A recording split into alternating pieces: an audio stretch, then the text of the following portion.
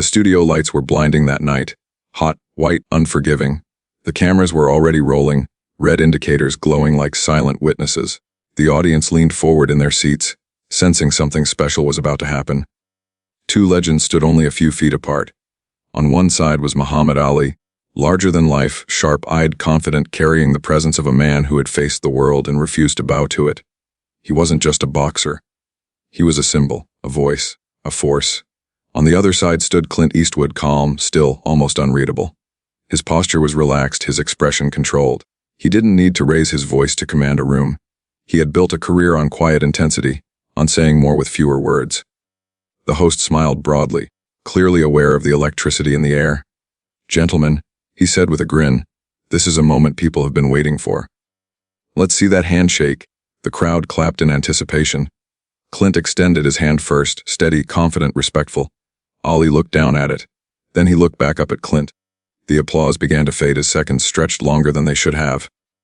A handshake usually takes less than a heartbeat. But this felt different. Ali didn't move. He didn't smile.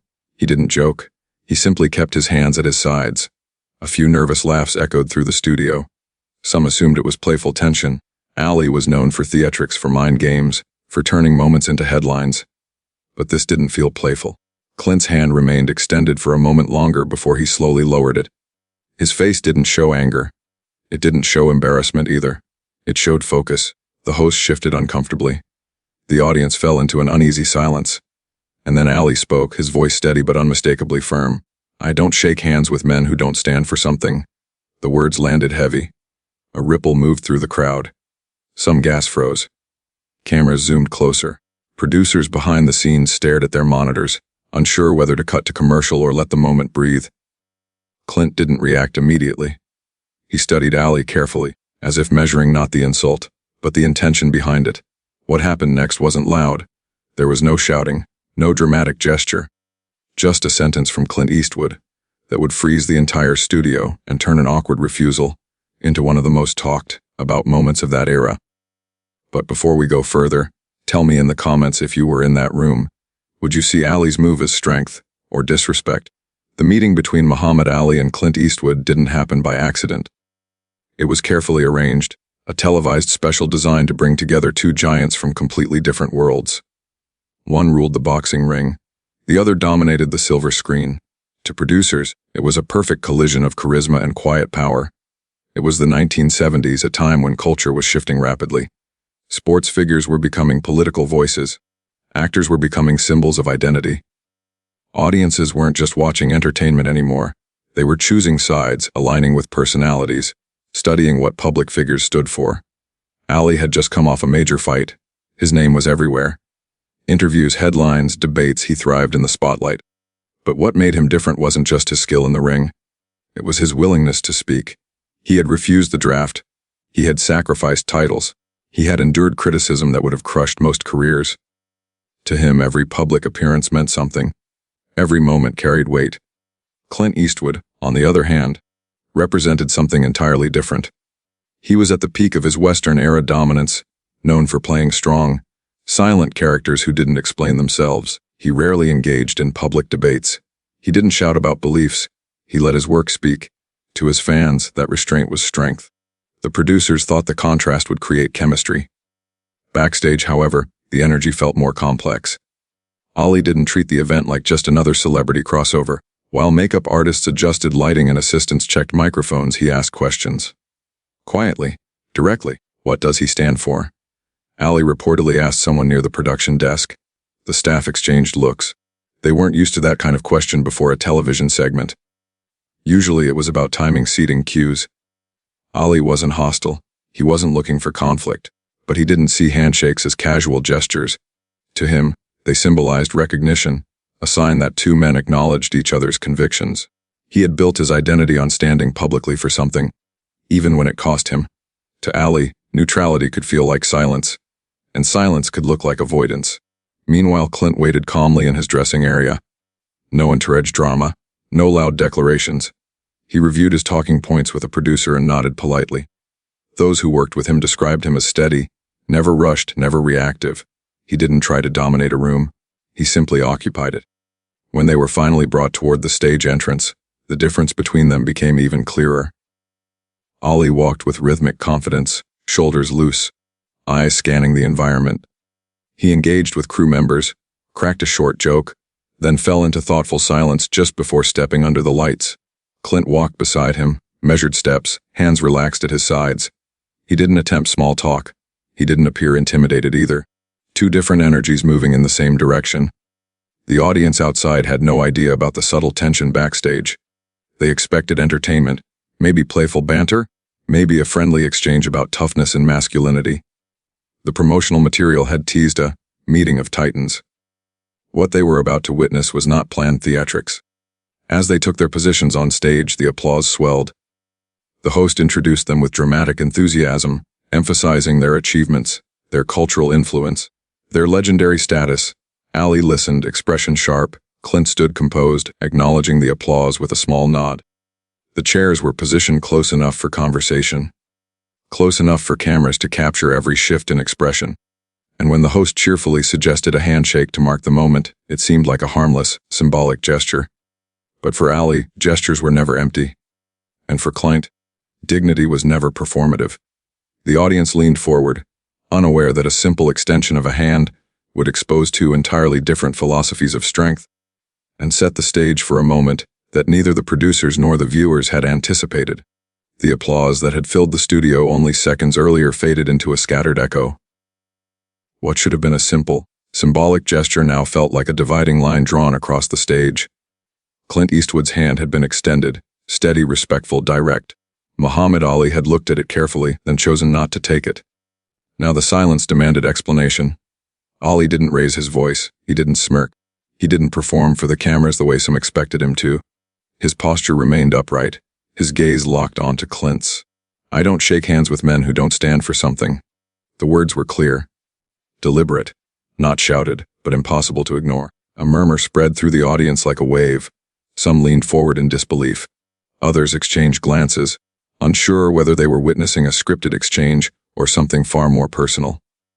The host tried to maintain composure, offering a tight smile as if waiting for a punchline that never came. Clint slowly lowered his hand. He didn't snap it back. He didn't roll his eyes. He simply let it fall to his side. For a moment, neither man moved. The cameras zoomed closer. Every flicker of expression mattered now. Ali's statement wasn't random. He had built his life on visible conviction. He had publicly refused the draft during the Vietnam War. He had lost years of his career standing by his beliefs. He had faced criticism, bans, and financial loss and still remained vocal. To him, a public figure had responsibility. A voice carried weight. Silence could feel like avoidance. And in Ali's worldview, shaking hands symbolized acknowledgement, alignment, respect for what the other man represented. Clint, however, represented something different. He was known for restraint, for letting actions define him instead of interviews. He rarely engaged in political debates publicly. He didn't declare allegiance loudly. He kept his views measured and private. To Ali, that quiet could appear as absence. To Clint, it was discipline. The tension on stage was not about hostility. It was about two philosophies colliding in real time. The audience sat suspended between them. Some nodded subtly in agreement with Ali's boldness. Others felt secondhand embarrassment on Clint's behalf. A few clapped nervously, unsure what reaction was appropriate. Behind the scenes, producers debated whether to cut to commercial. But something told them to let it play out. Ali didn't elaborate further. He didn't pile on criticism. His statement stood alone, direct and pointed. Clint's jaw tightened slightly, but his posture remained relaxed. He shifted his weight subtly, grounding himself. His eyes never left Ali's face. The host attempted to lighten the mood. "Well, this is already more intense than we expected," he joked weakly. No one laughed. The studio felt smaller now. Warmer, heavy. Ali continued to hold the space. He wasn't toiling. His expression suggested sincerity rather than provocation. In his mind, this wasn't disrespect. It was principle. But principle, when delivered publicly, can feel like challenge. Clint took a slow breath.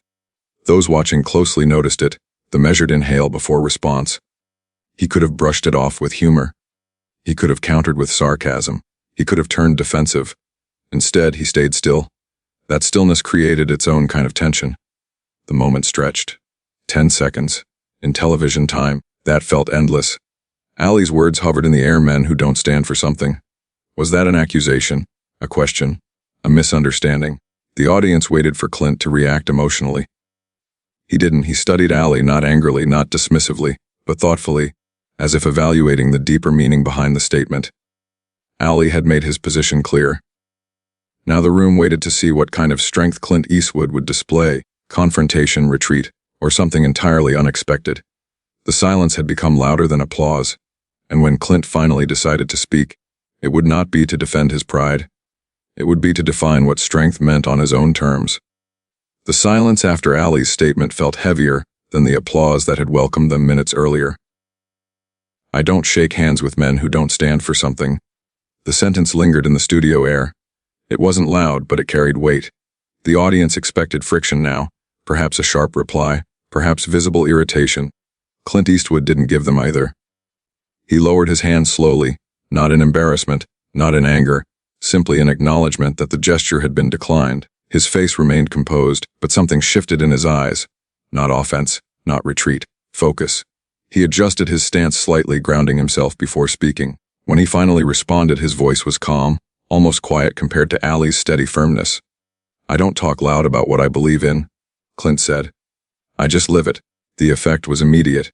No sarcasm, no defensiveness, no raised tone. Just clarity. The audience, which had been leaning forward in anticipation of confrontation, fell completely silent. Even the host stopped fidgeting. Ali's expression changed subtly, but noticeably. His eyebrows lifted just slightly. He hadn't expected that response. Clint continued, still composed. "You fight your battles in the ring," he said, looking directly at Ali, "and outside of it, you do it your way. I respect that." A pause. "I fight mine by staying steady when the world gets loud." The studio felt smaller somehow, as if every word was tightening the space between them. Clint wasn't rejecting Ali's philosophy. He wasn't mocking it either. He was defining his own. To many watching, it became clear this wasn't about a handshake anymore. It was about two definitions of strength standing face to face. Ali had built his life on visible conviction. He spoke boldly. He challenged publicly. He made his stands known. Clint's strength was different. It was restraint, control, a refusal to let noise define his identity. Neither approach was weak, but they were undeniably different. The host attempted a light chuckle, but the moment was too real for humor. The camera stayed locked on both men. Ali crossed his arms loosely, not defensively, more contemplatively. His gaze didn't leave Clint's face. "You're saying," Ali replied slowly, "that a man doesn't have to speak out to stand tall." His tone was no longer confrontational. It was probing. Clint gave a slight nod. "I'm saying a man doesn't have to announce himself to know who he is." The words landed softly, but with impact. In the audience, the tension shifted from discomfort to absorption. This was no longer an awkward celebrity moment. It was a genuine exchange of philosophies. Ali had challenged. Clint had answered, but not with pride, with principle. For a brief second, it looked like Ali might respond sharply again. That spark in his eyes, the one that fueled his legendary interviews, flickered. Instead, he studied Clint. The room felt suspended in stillness. Behind the cameras, producers who had been preparing for a heated segment realized they were witnessing something far more compelling. Mutual definition rather than mutual destruction. Clint spoke once more, voice even. "Standing for something doesn't always look the same from the outside." Another pause. "And disagreeing doesn't mean disrespect." That line froze the studio more than anything before it, because it reframed the entire moment. Ali had assumed silence meant absence of conviction. Clint was calmly suggesting that conviction didn't require volume. The audience's posture shifted. People who had been tense relaxed slightly. Some nodded. Some looked at Ali, waiting for his next move. Ali was known for quick wit, for sharp replies delivered with rhythm and confidence. But this wasn't the ring, and this wasn't an opponent throwing punches.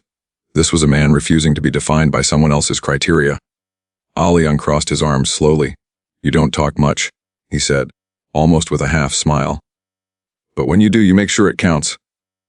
A faint ripple of relieved laughter moved through the room. Clint allowed the smallest hint of a smile, not triumphant, not sarcastic, just acknowledging the shift in tone. The tension had not disappeared, but it had transformed. It was no longer about challenge. It was about understanding. Ali's original refusal had been rooted in principle. He believed public figures should take visible stands. That belief had cost him dearly in his career, and he carried it with pride. Clint's response revealed something equally firm. He believed consistency in action mattered more than public declaration. Two forms of conviction. Two expressions of strength. Neither man backed down from who he was. And yet, the hostility the audience expected never materialized.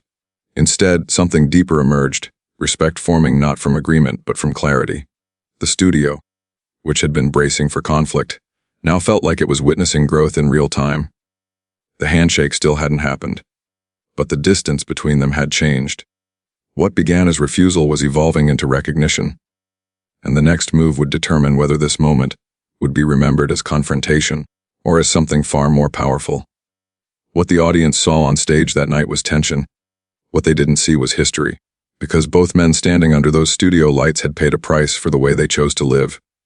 To most viewers, Muhammad Ali was bold, outspoken, and fearless. But that boldness had cost him more than applause. When he refused induction into the military during the Vietnam War, he wasn't simply making a statement, he was risking everything. His boxing license was suspended. His heavyweight title was stripped. At the peak of his physical prime, he was forced away from the sport that defined him. He lost income, he lost years, he lost public approval, but he kept his voice. For Ali, conviction wasn't theory, it was sacrifice. So when he looked at another powerful public figure, he measured them against that standard. To him, standing for something meant being willing to lose something for it. That belief shaped the way he approached the handshake. Clint Eastwood's story, however, was quieter. He wasn't known for fiery speeches. He didn't build his career on political defiance. But those who worked closely with him knew a different side, one that rarely reached headlines. Eastwood had supported causes privately. He had funded initiatives without cameras present. He had helped veterans transition back into civilian life without issuing press releases about it. He believed that action didn't require announcement. While Ali challenged systems openly, Eastwood navigated them steadily. Different paths, different expressions. Same internal certainty. Backstage staff later recalled that before the show began, Clint had been informed that Ali sometimes tested people verbally. He hadn't seemed concerned. "He's earned the right to speak his mind," Clint reportedly said. There was no irritation in his tone, just acknowledgement.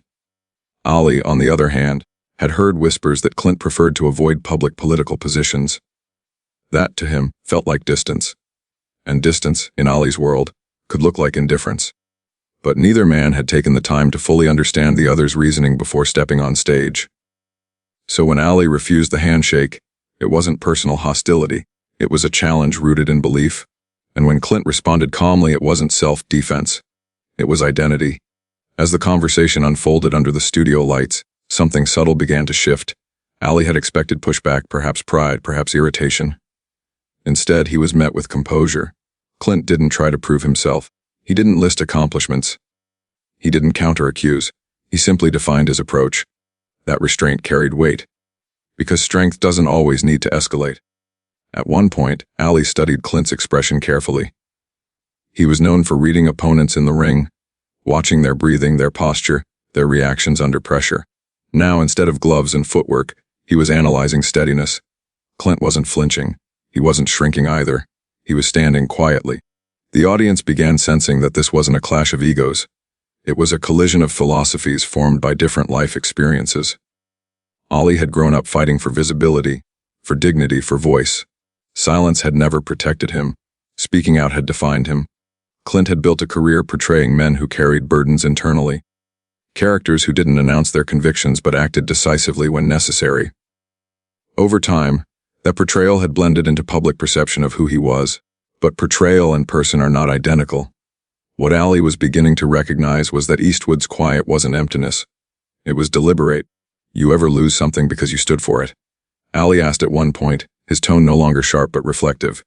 Clint nodded once. Yes. He didn't elaborate immediately. The audience leaned closer. "I've lost roles," he continued evenly, "lost support. Made choices that didn't please everyone. I just didn't hold a press conference about it." There was no bragging in the statement. No dramatic emphasis, just fact. That line caused a subtle ripple through the studio. Because suddenly, Ali's assumption that silence meant safety wasn't entirely accurate. Clint hadn't avoided consequence. He had simply processed it privately. The difference wasn't about courage. It was about style. Ali exhaled slowly, considering that. In that moment, the tension transformed into something deeper than debate, recognition. Two men who had both endured criticism. Both stood by choices. Both shaped by eras that demanded resilience. Ali's voice had been his weapon. Clint's composure had been his armor. Neither man had betrayed his nature that night. Ali had tested conviction the only way he knew how, directly. Clint had answered without surrendering calm. A crew member later described the atmosphere as electric but respectful. There was no shouting, no interruption, just layered understanding forming in real time. Ali leaned slightly forward in his chair. So maybe, he said thoughtfully, we fight different ways. Clint gave a small nod. But we're still fighting. The audience, which had entered the studio expecting entertainment, now felt like witnesses to something rare, two icons confronting not each other, but assumptions. The handshake still hadn't happened, but something more important had: clarity. The refusal that initially felt like rejection had opened space for definition, and in that space both men revealed something deeper than public persona. Strength isn't singular, conviction isn't uniform, and sometimes, the loudest lesson in a room isn't delivered by volume, but by understanding that not all power looks the same. The studio no longer felt tense, it felt attentive. What had begun as a refusal had evolved into something layered, not agreement, but understanding. The audience could sense it.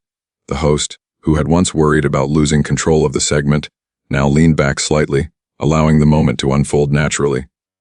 Ali sat forward in his chair, elbows resting loosely on his knees. His energy had shifted from challenge to reflection. The sharp edge in his tone earlier had softened, not weakened, but recalibrated. Clint remained steady, hands relaxed, posture unchanged. He hadn't tried to win the exchange.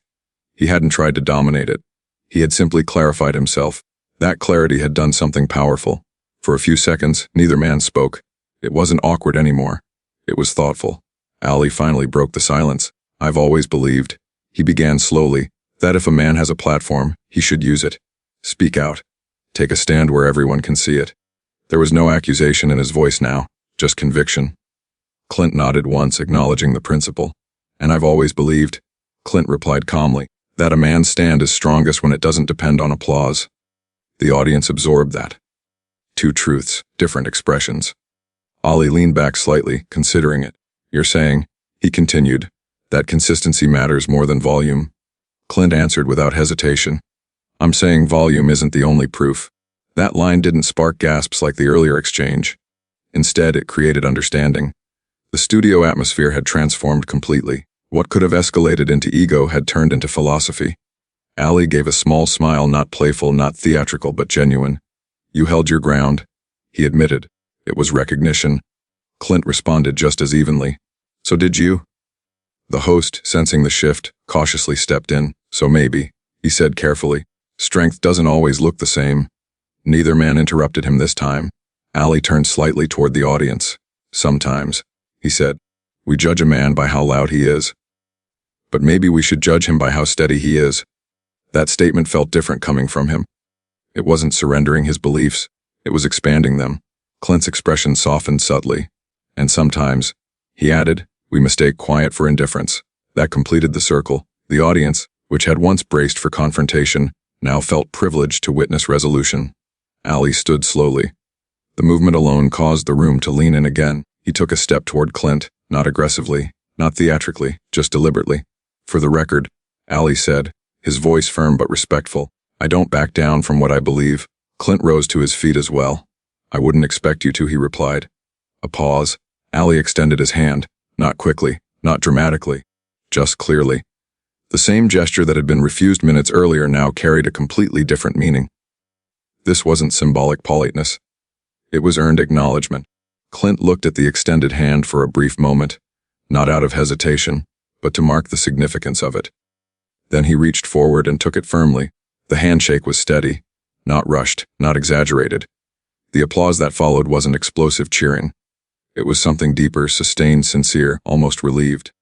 Because what the audience had just witnessed wasn't two celebrities saving face. It was two powerful men refusing to let misunderstanding define them. Ali didn't apologize for his earlier statement. Clint didn't demand one. Neither man compromised who he was. Instead, they adjusted perspective. That adjustment made the handshake meaningful. As they released hands, Ali added one more line, quietly enough that the audience leaned in again. A strong man speaks when he must, he said. Clint nodded, and listens when he should. The exchange felt complete. No tension remained, no rivalry lingered, just clarity.